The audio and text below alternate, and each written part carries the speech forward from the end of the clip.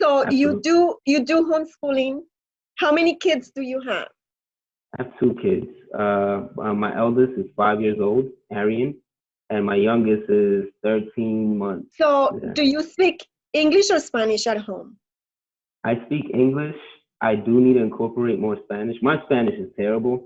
I can survive. If you drop me in Ecuador right now, I'll be able to like get food and like survive, but it's not eloquent enough to carry on a conversation, you know, too too long. But I do want to incorporate that more, I guess is what I'm saying. I'm very grateful that you were probably the first person who answered when I threw up that little challenge. Right. And as a result of that, we're here talking Yeah, I about mean, homeschooling. yeah, to be honest with you, it's one of the things I can make myself available for. Like there's so much going on and so much I want to help out with, but I know I'm limited in the sense of time. But this is completely around, on my journey. This is along my way. So I figure, hey, this is a great place for me to channel whatever stuff I'm doing and be productive. This is definitely something that suits me. Yes. So I try to answer And so you're the principal and your wife is the teacher, or how does that work? I love that analogy. I'm gonna ask her. My theory of it is probably different than hers. She probably thinks she's the principal or whatever it is. But so I was doing it. Well, when I was working in the fire alarm industry, security alarm industry, she was homeschooling him for a little bit until we had our second baby, and then when I quit my job in January, I just took on the task to say, hey, or I'll do it myself right now. And then eventually I got so busy that I was like, hey, you know what? This is something great for you. Because I was trying to give her, so basically my whole theory behind it, or my thinking behind it was she spent so much time with the kids at home while I was working. She did homeschooling. So I was like, let me do this. You take a breather, you just hang out with the baby and whatever it is. And then eventually we got to the point where I was like, hey, you're missing out on a lot of stuff. You might want to jump back in. So we both carry the same load. And honestly, I would say she is not carrying a different load, but we have different loads to carry, but they're very equivalent. And she is very good. I'm very proud of how because this was kind of my project. This was my baby, homeschooling. I took this on and I plunged in and she came along. So yeah. Wonderful. So many ways. Yeah, it's a tremendous opportunity to form and to shape the minds of your children and the next generation. Yeah. It's not just leaving the next generation for grabs. It's to be intentional and what kind of continuity we want to give to the next generation. I love that word, yeah, continuity. Oh, yeah. So, congratulations. I wanted to ask you, what material do you use for homeschooling? Obviously, your youngest is 5 years old, so right. Is it a girl or a boy? Sorry, they're both boys. They're both boys. Okay. Arian and Caden is the youngest baby. Obviously, you're just beginning to teach him how to read and write. Is that correct? Correct. Exactly. And how are they doing? Is he reading and writing? So we would have been here if we weren't on lockdown in this quarantine situation. We were supposed to be in Florida by now. So we already had That's our curriculum right. set up. Oh, Pablo, when you come to Florida, you have to make sure that you come to my apartment. Yeah, I want to have you talk about that. Also, right. I want to have you over for dinner and get to know your wife. Yes, and if there is anything that I can do, if you guys, if you're close enough, I can homeschool too. Yeah, we'll definitely talk about there are so many things. I'd love to talk about that. Yeah, there's so many things that we can do as a community that parents alone do not have to do. There's so many other resources that we can tap at in the community. So going back to my question, is he reading and writing? So yeah, I guess that's where I kind of took us off tangent. So he's beginning to learn all of those things, and We have some great curriculum that my sister recommended that I am just. What curriculum are you using? So I guess I'll start with this. The first thing I would recommend, or I'm no expert. I've been doing this for several years, but one of the things that really help as a foundation is this book called Hold On to Your Kids. I've read so many parenting books.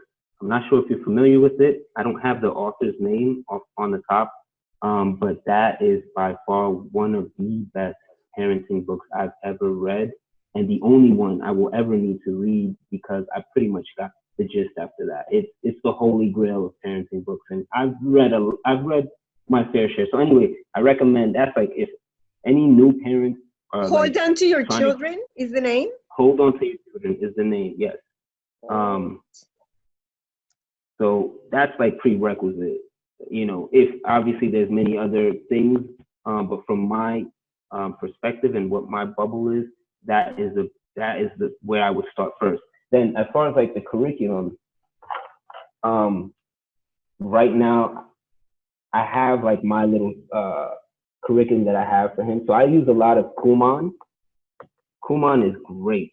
They have curriculum from kindergarten all the way to, you know, high school, I believe. So Kumon, right now, this is numbers and games that I use for him. So typically we'll do one of these. We mix and match our curriculum. So we have Kumon. We have, this is highly recommended. It's the Critical Thinking Company. And shout out to my sister, Alex. She really helped me along the way. Critical Thinking Company. We're teaching our kids to critically think. And this right here, this curriculum in general, they have curriculum categories all across: mathematics, critical thinking, English, all types of stuff. Just them alone, great stuff. Right now, he's on level A, mathematical reasoning. This is his math book. And then for the phonics and reading, so basically everything we use is very simple. It doesn't take much preparation, including the phonics. It is the cream de la creme. Like, I haven't seen anything like this. ABeCeDarian for teaching children. It goes from kindergarten all the way, I believe. This curriculum right here for reading and writing and phonics, it is just, it's very simple. It gets to the point. It doesn't, overstimulate children too much, because what happens in typical, English and grammar, we throw so much jargon at them instead of just like really getting into it. So ABeCEDarian is great. Not much preparation here. They give you a workbook. So this is the workbook, and this is the student workbook.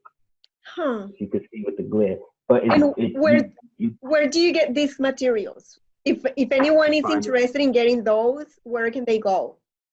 So with ABeCEDarian, they typically send you to their Amazon page. With mathematical reasoning, I get it from their website. I don't think they work with Amazon, but I recommend people try to avoid Amazon as much as possible. And Kumon I get from Amazon. So this Kumon you could get from Amazon.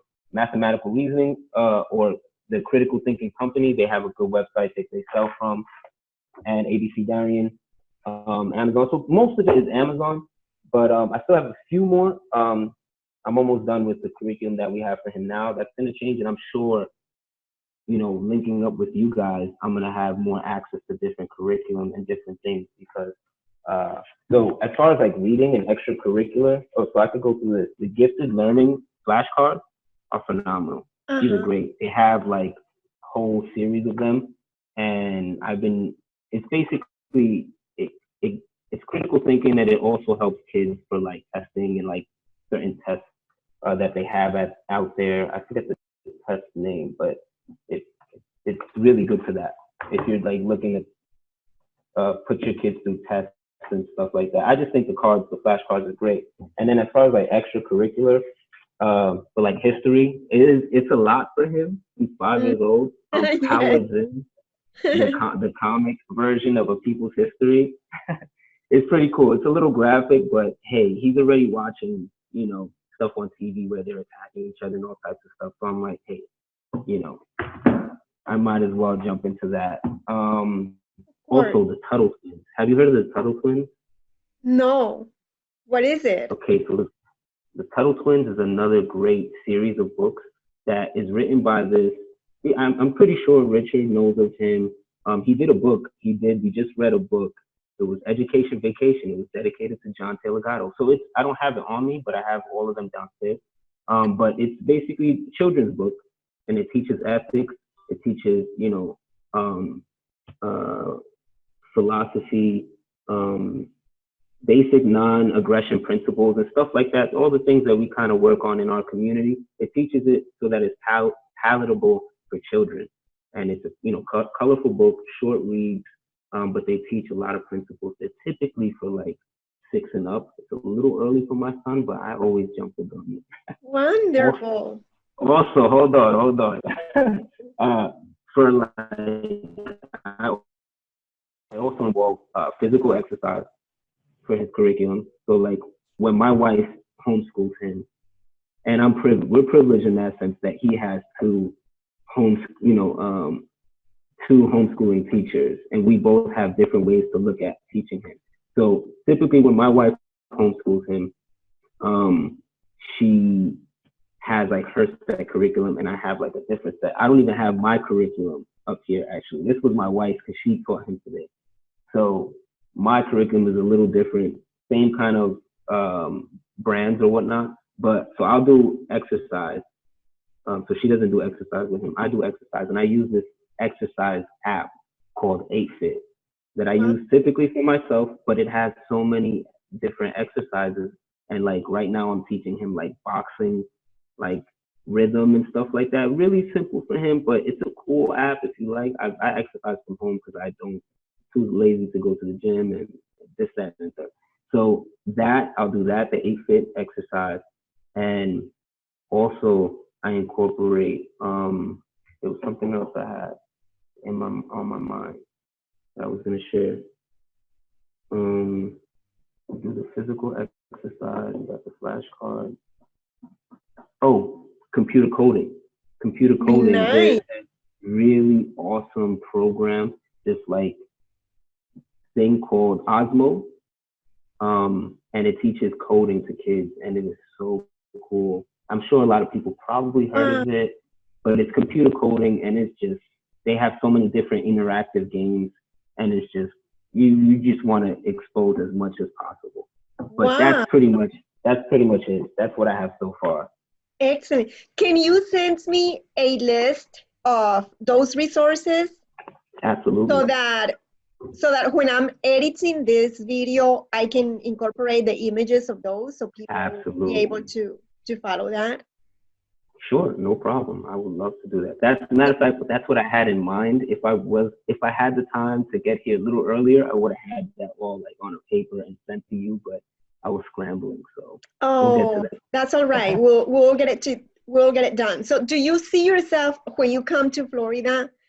Do you see yourself like forming like a co-op where you can be a resource for parents that either are already homeschooling or they have a desire to homeschool? That's a great question.